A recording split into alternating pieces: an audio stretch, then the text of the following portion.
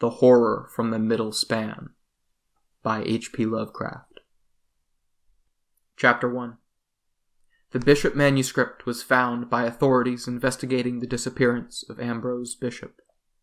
It was enclosed in a bottle evidently thrown wide into the woods at the rear of the burning house. It is still being held in the office of the sheriff in Arkham, Massachusetts. It was on my 7th day out of London that I reached the place in America to which my ancestors had come from England over 2 centuries before. It lay in the heart of wild, lonely country above Dunwich, Massachusetts, along the upper reaches of the Miskatonic River, and well away here even from the briar-bordered stone walls that line so much of the road away from the Aylesbury Pike. A country of great old trees, pressed darkly together, many brambles, and here and there, though rarely seen for the underbrush grown up about them, the ruins of a dwelling abandoned long ago. I might easily have missed this place, for the lane leading to the house, now totally concealed by trees and bushes, was long overgrown, but the remains of a stone pillar next to the road still bore the last 4 letters of Bishop, and thus I knew I had reached my goal, from which my Great Uncle Septimus Bishop had vanished in his middle years almost 2 decades before. I fought my way up the lane, through briar and bramble, over fallen limbs of the trees that lined it, up the slope for half a mile.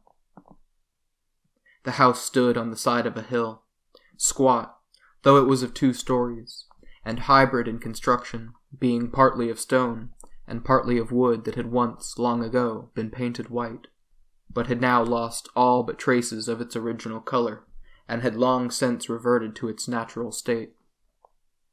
I observed its most unusual aspect at once.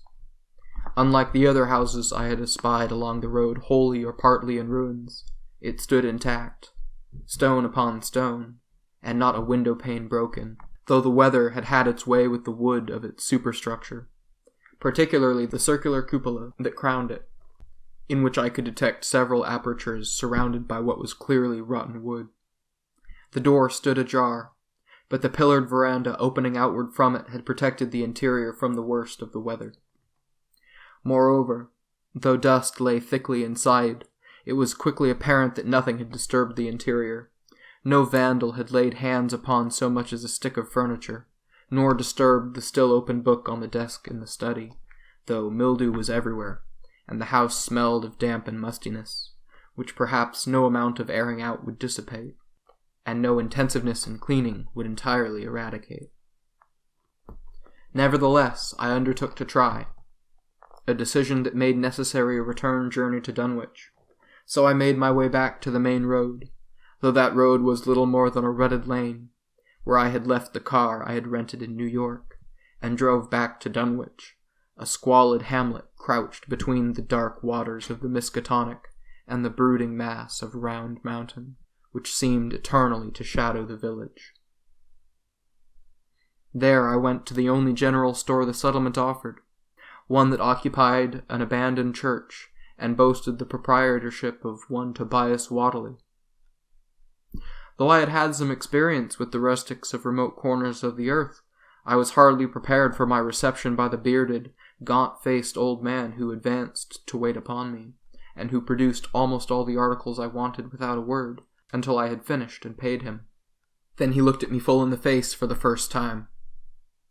"You'll be a stranger here?"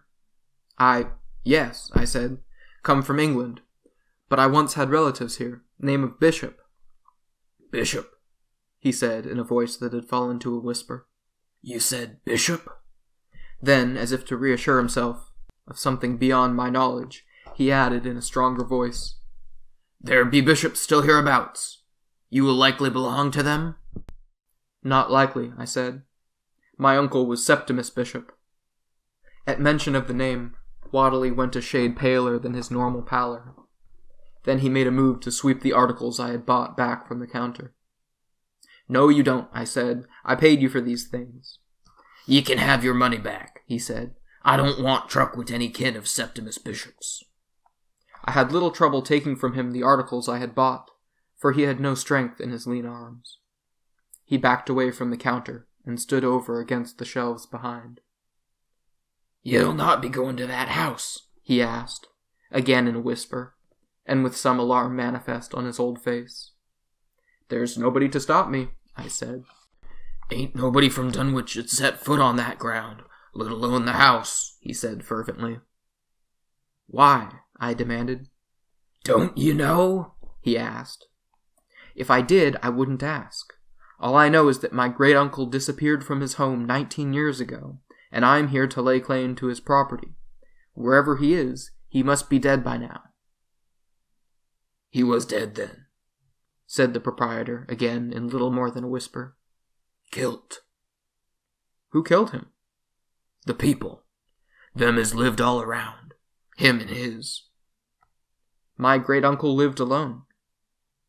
I had begun to tire of this yokel's fears and superstitions, and at his manifest lack of knowledge about Great Uncle Septimus. I felt justified in concluding that his attitude represented the typical response of the illiterate and ignorant to knowledge and education, such as my Great Uncle Septimus had possessed. Whateley began to mumble. "In the night, buried him and that other alive. Cursed 'em, and their houses fell, and they died one after t'other." On this disagreeable note, I left the store, determined to do any further shopping I needed to do in Arkham. Yet the aged proprietor's words had stirred sufficient doubt to impel me forthwith to drive to Arkham, there to consult the files of the Arkham Advertiser, an impulse that was but ill rewarded, for the entire month of June carried but 2 stories datelined Dunwich, the one concerning Septimus. Nothing has been heard of Septimus Bishop, who apparently vanished from his home in the country above Dunwich 10 days ago. Mr. Bishop was a recluse and a bachelor, to whom the folk of Dunwich were in the habit of ascribing many superstitious abilities, calling him at various times a healer and a warlock. Mr. Bishop was a tall, spare man, aged about 57 at the time of his disappearance, and the other an amusing account of the strengthening of the piers, that supporting the middle span of a disused bridge over the Miskatonic above Dunwich, evidently by private initiative, since the country in charge stoutly denied, refuting the voluble criticism directed at it for repairing a bridge no longer in use, having had anything to do with it.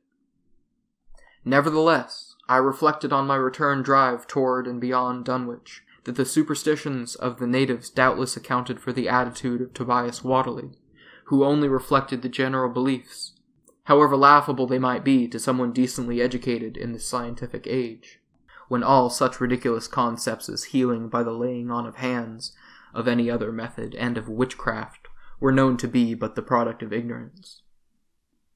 My great-uncle Septimus had been educated at Harvard, and was known to the English branch of the Bishop family as a bookish man, profoundly inimical to any form of superstition, surely.